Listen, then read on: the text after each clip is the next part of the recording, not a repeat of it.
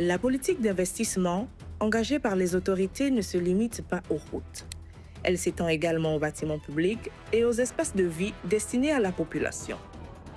Depuis plusieurs mois, de nouveaux édifices administratifs voient le jour afin de permettre à plusieurs administrations publiques de disposer de leurs propres locaux.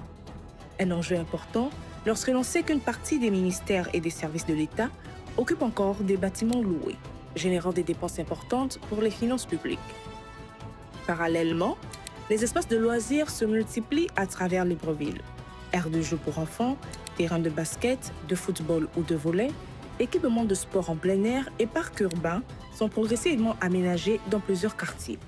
Les initiatives déjà visibles sur le front de mer, notamment autour de la baie des Rois, mais également dans différents arrondissements de la capitale.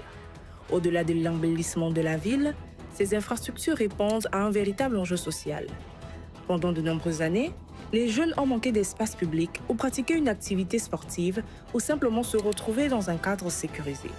En offrant davantage de lieux dédiés au sport, aux loisirs et à la détente, ces aménagements peuvent contribuer à favoriser le vivre ensemble, encourager la pratique sportive et offrir des alternatives positives à une jeunesse souvent confrontée au manque d'activité et à l'oisiveté.